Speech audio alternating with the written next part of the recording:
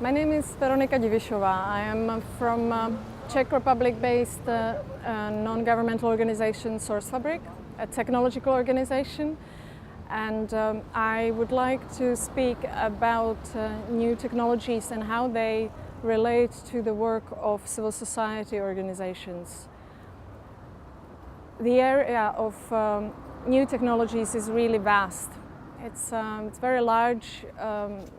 By new technologies, you can understand the sphere of digital technologies, digital media, online communication technologies. So there are very many different terms by which you can refer to the topic about which I will speak.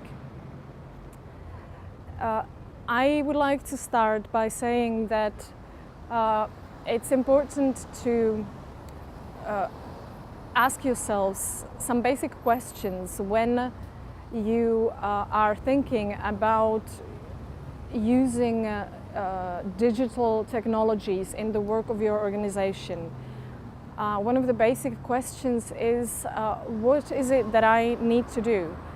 Am I mainly looking for tools to improve our communication, meaning communication inside the organization or communication with your community? Or am I mainly concerned with the information, the content that our organization is producing and that we need to publish? We need to make it available to our community, to the public. Is it both? For most organizations, I think it is both, actually. Another question may be about your audiences. For whom do you produce information? Who is it? Where are they? Are they online or are they mostly offline? Are they on social media? So knowing your audiences is an important element in choosing the type of technology you will be using. And not only technology, it's also important for choosing the right format of information that you publish. Another concerns might be, what are the capacities of your organization? Are we technologically savvy? Do we have our own IT person? Do we have even maybe a website administrator? Do we have a website developer? Do we have a software developer maybe? How big is our team? Are we producing information daily? Do we need to publish daily, or are we publishing once in a while? All of these questions are important to ask yourselves, so that you can then choose the right strategy for your communication. Of course, question of capacities is also related to finance. All communication costs some money, beginning with your fees for internet connection and for your mobile connection and use of mobile phones, all the way to paying for hosting of your website, administration of your website, or perhaps even some more complex services such as producing videos or other information content. So budgeting is also another crucial concern for you when you plan the technological strategy for your organization. Now, I would like to talk about several main trends in communication and in publishing. Trends that are appearing internationally among media and also among civil society organizations. And perhaps these trends will help you in your thinking and planning about communication technologies. I'd like to start with one simple rule, and that is do not reinvent the wheel. This is really important.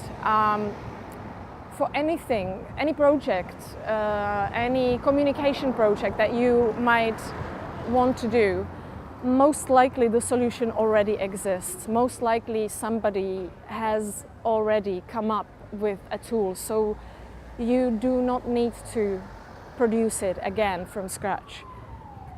So first, when you have an idea, sit down with Google and look around what is already out there. Don't necessarily think that you have to build a whole new technology to achieve your goals. This aspect is also very important from the financial point of view, because developing new softwares, even building a new website, is really expensive. So you might want to look around what others are doing, or whether someone perhaps already implemented an idea that is similar to yours. And also, I'd like to mention the tools. The communication tools are really vast, beginning with social media, and I'll speak a little bit more about those in a moment. But also all kinds of internal communication tools such as Slack or Skype or HipChat or Telegram. Those are all very useful, and they're already out there. You can use them for free. Google Drive, Google Documents, and other tools from Google can make the life of your organization much easier, and they are accessible free of charge. So make your research and definitely pay attention to tools that already exist. And then the next point I'd like to mention is about your audiences. When you approach the public or your community, it's important that you speak to your audiences in places where your audiences already are, meaning go find them where they are spending their time. And here I mean mainly the social media. The reason I'm mentioning this is that when an organization is planning its communication strategy, very often one of the first ideas they have is to build a website. A website, of course, can be considered a basis of communication for many organizations, but you should imagine that if you build a new website, you will need to introduce it to the public, and you will need to persuade people to come and visit your website. Believe me, there is already for 7 years quite a big battle happening between the media and the social networks for the online space. Media are losing audiences because their audiences are on the social media, social networks. Your audiences, or all audiences worldwide, like to read their news on Facebook. They prefer to read the news there rather than going out of Facebook and visiting website. It's an inevitable trend, but it can also be a certain advantage, especially if you are a smaller organization and maybe your team is small. It would be very labor intensive for you to manage a website and also manage your social media. And with the current trends, you can actually skip the website altogether, and you can put all your content on Facebook or on some other social media, and it will be sufficient. So to summarize the point on publishing where your audiences are, try not to imagine that your audiences will find you. The trend is rather that you have to find the audiences, and you should supply the content to those platforms which the audiences are already using. If you are concerned that maybe maintaining only a Facebook profile and not a website may portray your organization as perhaps less serious, You can, for example, create a very simple website using maybe WordPress or something easily accessible and available, free of charge even. And you can produce just a static, simple website with the basic information. And then for the dynamic information that you want to be supplying regularly, use social media, because that's where your audiences will most likely find your content. Another trend that I'd like to mention is the mobile first trend. As it is in so many other countries, also in Ukraine, the whole country is already using smartphones to access their online communication and to read their social media. So you need to be adapted to this trend, which is not difficult. But when expecting or imagining your communities or even your volunteers or your colleagues to work with smartphones, maybe taking photos, recording videos or audios, take into consideration, for example, the costs. Is it maybe not too expensive to expect to have videos and photos sent from people in the field? Can those volunteers and those people afford that? So there are some considerations that you should make when you are planning your mobile operation. Also, if your target group is older generation, once again, you might want to consider that older generation, while they might be using internet and even social media, they might still be primarily accessing them on their computers rather than on smartphones. Another trend that I would like to mention is how to make yourselves visible, or possibly more visible than others, so that your audiences notice you.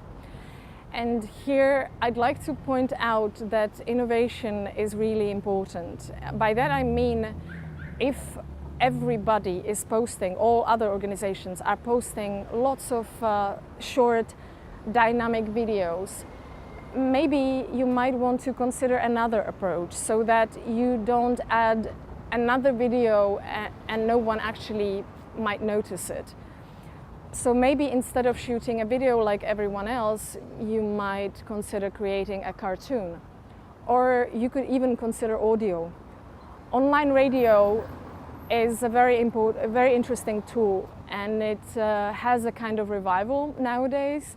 For example, podcasts are quite an interesting tool for many organizations, especially when they are publishing some longer, complex information. Recording a podcast might be a successful means of putting the information out to the public, because many people, especially in the intellectual community, like to download their podcasts and listen to them when they are traveling, for example. So it may be an area that you might want to consider, just to venture out into some new territories, and also in order to perhaps make yourself stand out next to other organizations. While speaking about audio, I'd like to mention online radio in a little bit more detail. Here I would like to refer to a project on which I'm working in the South Caucasus, a project focusing on promoting of online radios as a means of youth activism. We found out in the project that some organizations use online radio in order to cooperate with students or even with children, because to record audio is very simple. Almost anyone can do that. So even children or young people can record their own audio shows, and then an organization or a school that is running an online radio channel can put together program for the radio consisting of audios made by a variety of different people. And this can be very rewarding for the people who are participating. They can then hear themselves participating directly on air. So online radio may be another interesting channel that you may want to consider. Moving on to another trend, we are flooded with information nowadays, and I'm sure also in Ukraine you have experienced the trend of data visualization, use of infographics of different types. This is a very valuable approach to bringing information to the public.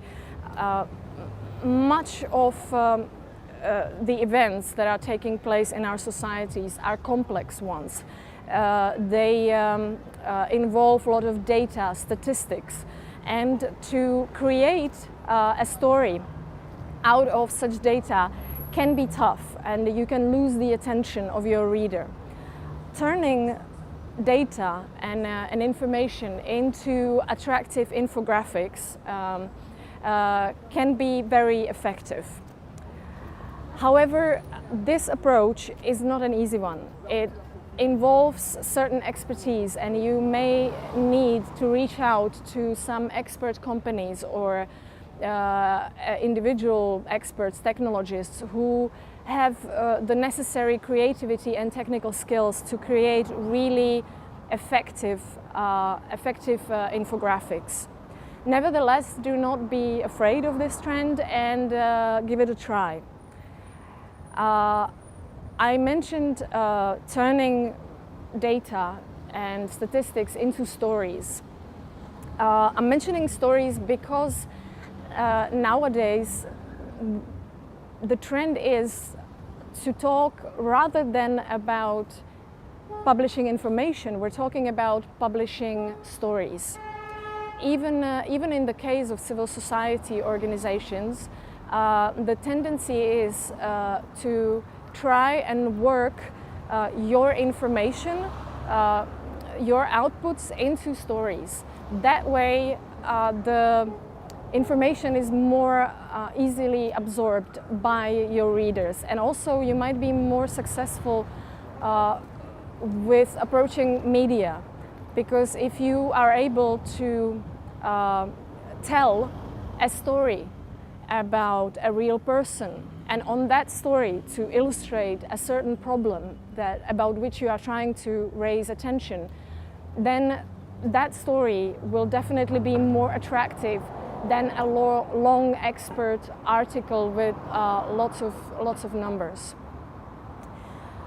So storytelling is a trend that you might to watch out for. There are in Europe many workshops taking place about storytelling, and look around and maybe you will find one around you too.